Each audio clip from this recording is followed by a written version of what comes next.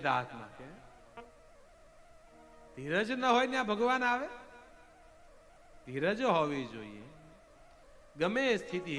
અમારી ગંગા સતી કે ને આ કાળુભાર નદી બાપ, એક વાત તો ખરી, આ કાળુભાર નદીના પાણીમાં કાંઈક તાકાત, કાંઈક ભજન હશે આ કાળુભાર નદીના કિનારે. આ કાળુભાર નદીના પાણીમાં બાપ મારું હમડિયાળા પંખીના માળા જેવડું ગામડું, અને હમડિયાળાના પાદરની અંદર હાથમાં રામસાગર લઈ અને ગંગા સતી બેઠા હોય, સામે પાનબાઈ બેઠા હોય, અને એક એક શબ્દ બાપ ગંગા સતીના મુખમાંથી એક એક શબ્દ નીકળતા જાય, સામે બેઠેલા પાનબાઈ હૃદયમાં ઉતરતા જાય. ગંગા સતી પાનબાઈ ને કે હે પાનબાઈ, ગમે એવું થાય, કદાચ મેરુ પર્વત ડગે નહીં કોઈ દી, પણ મેરુ ડગી જાય તો ભલે ડગી જાય, પણ ભક્તનું મન ડગવું ન જોઈએ. કદાચ સૂર્ય ઉગમણો ઉગતો હોય, એની બદલે આથમણો ઉગી જાય તો ભલે ઉગે, પણ મન ન ડગવા જોઈએ. અને ઈ ગંગા સતી આ કાળુભાર નદીના કિનારે બેઠા બેઠા અમારી ગંગા સતી ગાય છે, હે પાનબાઈ મેરુ તો ડગે પણ જેના મનડા ડગે નહીં પાનબાઈ, ભાંગીને પડે બ્રહ્માંડ. મેરુ તો ડગે પણ જેના મનડા ભાંગીને પડે બ્રહ્માંડ.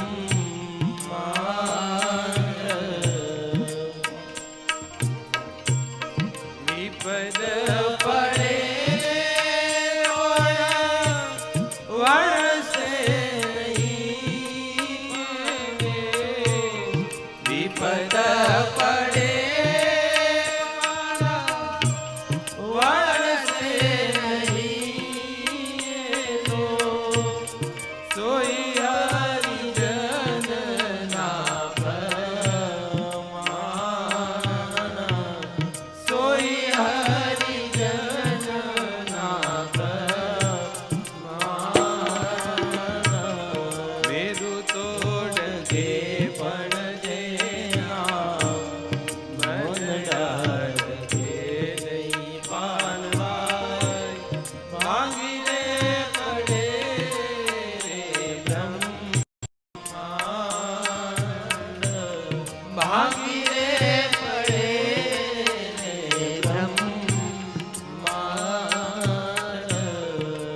નદીનો કિનારો, હમડિયાળા ગામ, કળંગ બાપુ બેઠા હોય, ગંગા સતી હાથમાં એક તારો લઈ બેઠા હોય, અને પાનબાઈ આજે દર્શન કર્યા. આજ ગંગા સતી પાનબાઈ ને આજે સમાધિના ગંગા સતી કળંગ બાપુની દિવ્ય ચેતના એ સ્થાન ઉપર જે ઝળહળી રહી છે બાપ, આજે આધ્યાત્મ જગતનો એ અનુભવ કર્યો. ત્યાં ગયા અને મને તો સ્વપ્ને પણ નહોતો, મેં તો દર્શન કરવા માટે ગયેલા, પણ ત્યાંના મહંત અને ત્યાંના ટ્રસ્ટીઓએ એક વિનંતી કરી, બાપુ અમારી એક ઈચ્છા છે કે એક કથા આ ગંગા સતી આશ્રમમાં તમે આપો, અને લગભગ આવતા ફાગણ મહિનાની અંદર ભવ્ય એક આયોજન ગંગા સતીના સાનિધ્યમાં થવા જઈ રહ્યું છે. સમઢિયાળાની અંદર કહળસંગ બાપુના સાનિધ્યની અંદર બાપ કેવડું ભજન ઈ સંત પુરુષનો વિચાર કરે. ઈ ગંગા સતી પોતે અભણ હતા, ગંગા સતી ભણેલા નહોતા, ગંગા સતી અભણ હતા, પણ આજના સમયની અંદર એના ભજન ઉપર, એના પદ ઉપર મોટા મોટા લોકો એની ઉપર પીએચડી કરે. બોલો કેવા શબ્દ ઊંડાણમાંથી નીકળ્યા છે. આજનો આમ વર્ષો પહેલાનો એને આજનો સમયનો ચિતાર આપેલો. આજ હું જે વાત કહી રહ્યો છું કે જ્ઞાતિના વાડા તોડી અને હવે એક બનવાનું જોઈએ, ઈ વાત ગંગા સતી વર્ષો પહેલા કહી દીધી. હે પાનબાઈ, જાતિ પણ છોડી ખાવું રે અજાતિ પાનબાઈ, કાઢવો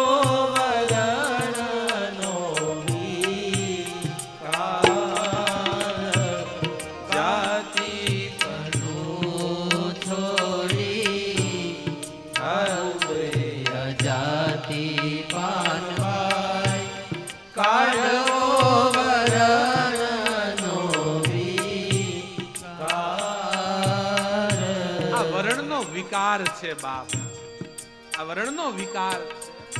આપણે નો કે લોહી વિકાર થયો, હતું નહીં, ખાવા ફેર થયો અને શરીરમાં વિકાર જન્મો, એમાં વર્ણનો વિકાર હતો નહીં. આ વચ્ચે અમુક એ રીતનું શાસન આવી ગયું, અંગ્રેજો આવ્યા અને આ લોકોને નાત જાતના વાડા પાડી પાડી લડાવ્યા બાપ.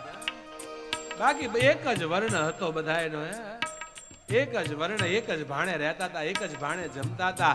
આ વચ્ચે વિકાર જન્મો છે અને આ વિકાર નીકળવો જોઈએ. એક ગંગા સતીએ કેટલા ભજન લખ્યા, 62 ભજન ગંગા સતીના, કળણસંગ બાપુના અને પાનબાઈના, ત્રણેયના થઈ અને 62 ભજન છે. 52 ભજન ગંગા સતીએ લખ્યા છે. ઘણા ઘણા કહેતા હોય કે આ ગંગા સતીના પત્ની, એના દીકરાના વહુ હતા પાનબાઈ, કે હારે દાસી હતા, કે ઘણા ચર્ચા કરતા હોય. હું કાયમ કહેવાની ઈચ્છા થાય એનો સંબંધ હું હતો એ નહીં બાપ, ગંગા સતી ને પાનબાઈની સ્થિતિ હું હતી એ સમજો એકવાર. હાથમાં રામસાગર લઈ ગુરુના ઉપદેશ આપે, પાનબાઈ જીવનમાં કાંઈક પ્રાપ્ત કરવું હોય પાનબાઈ તો પેલા પાત્રતા કેળવી લેજો. અને 3 દિવસના ગાળાની અંદર ગંગા સતી અને પાનબાઈ દેહ છોડ્યા છે. સમાધિ બંનેની જે નિવારણ તિથિ છે 3 દિવસનો ગાળો બંને, ફાગણ મહિનાની અંદર જ બંનેનું નિર્વાણ થયું છે. એ કાળુભાર નદીના તટ ઉપર બેઠા બેઠા એ ભક્તિમતી અમારી ગંગાબાઈ, ગંગા સતી કેવા સુંદર ભજન આજના સમયની અંદર આપણને સમજાવે છે. જીવનમાં ગમે એવી મુશ્કેલી પડે રસ્તો છોડશો નહીં, એટલે જ કહે મેરું તોડ કે પડજે ના, મન ડાલકે નહીં પાનબાઈ, ભાંગી રે પડે રે બ્રહ્માંડ,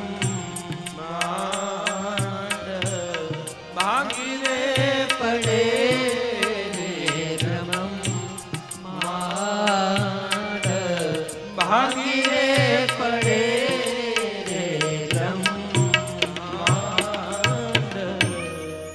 ગમે એવી સ્થિતિ આવે બાપ.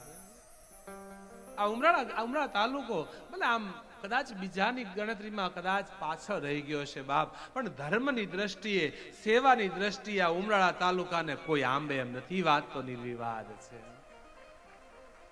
એક વસ્તુ, ગંગા સતીનું સમઢિયાળા આપણું આમ 1.5 ડગલું તાણી છીક ખાવ તો સંભળાય એવું આપણું ટીંબી ગામ, ઉમરાળાની બાજુનું ટીંબી, અને ટીંબીની અંદર આપણી આ અખંડ સેવાની જ્યોત જગાવતી સ્વામી નિદુષાનંદ હોસ્પિટલ.